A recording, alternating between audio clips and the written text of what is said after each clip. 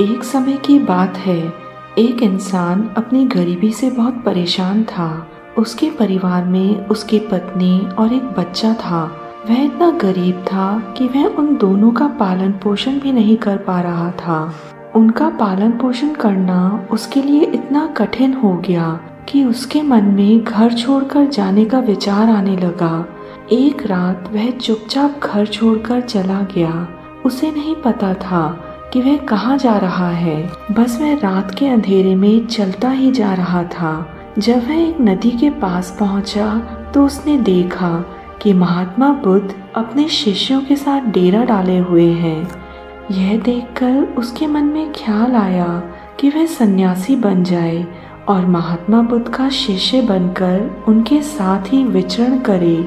यह निर्णय लेकर वह महात्मा बुद्ध के पास गया और उनके चरणों में गिर गया और उनसे विनती करने लगा कि वह उसे अपना शिष्य बनाकर अपने साथ ही रख लें।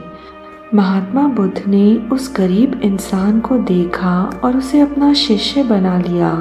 उसके बाद जब महात्मा बुद्ध का काफिला आगे बढ़ा तो वह भी उनके साथ चल पड़ा। गर्मी का समय था और महात्मा बुद्ध का काफिला चलता ही जा रहा था। चलते चलते वह एक जंगल में पहुंचे। सभी लोग एक पेड़ के नीचे विश्राम करने को रुक गए। गर्मी के कारण महात्मा बुद्ध को बहुत जोर से प्यास लगी थी। उन्होंने अपने नए शिष्य से कहा, यहाँ पास में ही एक सरोवर है, तुम जाकर वहाँ से पानी लेकर आओ। महात्मा बुद्ध का आदेश सुनकर वह पानी लेने चला गया। जब वह सरोवर के पास पहुंचा तो उसने देखा कि कुछ जंगली जानवर सरोवर में उद्यम मचा रहे हैं।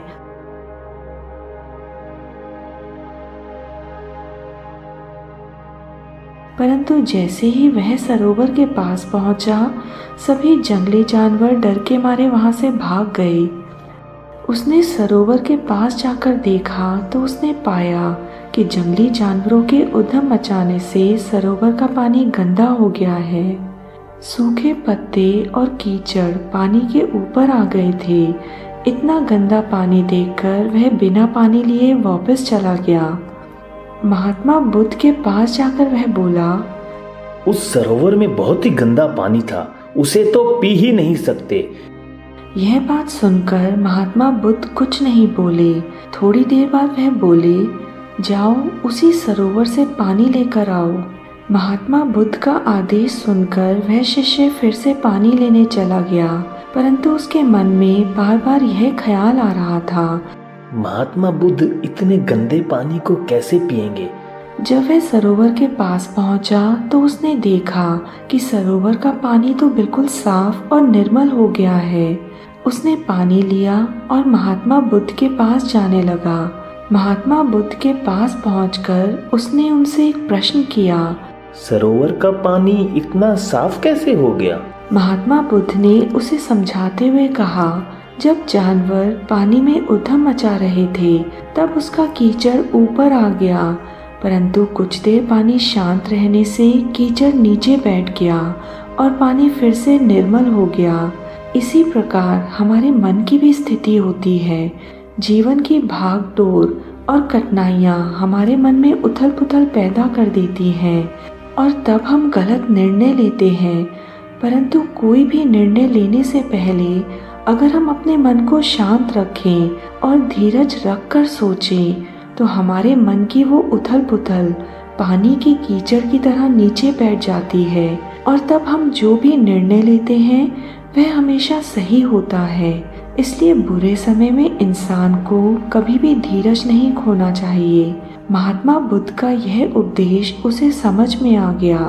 वह शांति से एक और बैठ गया और उसे अब समझ आ गया था कि उसका घर छोड़ने का फैसला गलत था। उसने महात्मा बुद्ध से आज्ञा ली और अपने घर को चला गया।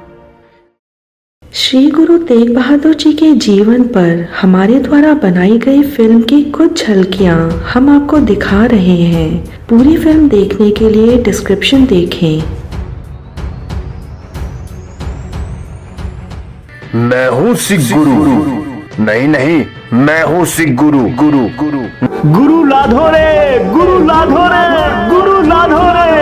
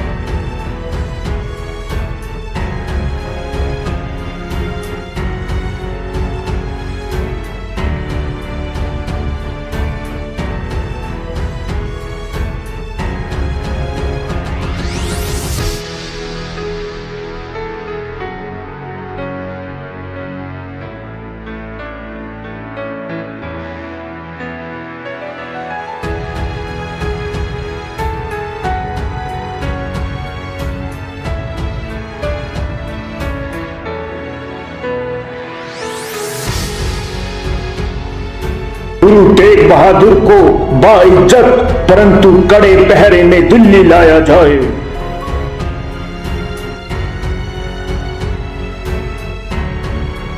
हे प्रभु हमें बल दो ताकि हम अत्याचार के विरुद्ध कुछ कर सके।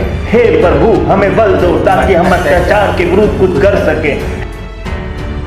भाई मतीदास, क्यों व्यर्थ में अपने प्राण गंवा रहे हो? हठ धर्म छोड़ दो और इस्लाम को स्वीकार कर लो। सतनाम श्री वाहिगुरु, सतनाम श्री वाहिगुरु, सतनाम श्री वाहिगुरु, सतनाम श्री वाहिगुरु, सतनाम श्री वाहिगुरु, सतनाम श्री वाहिगुरु, सतनाम श्री वाहिगुरु, सतनाम श्री वाहिगुरु।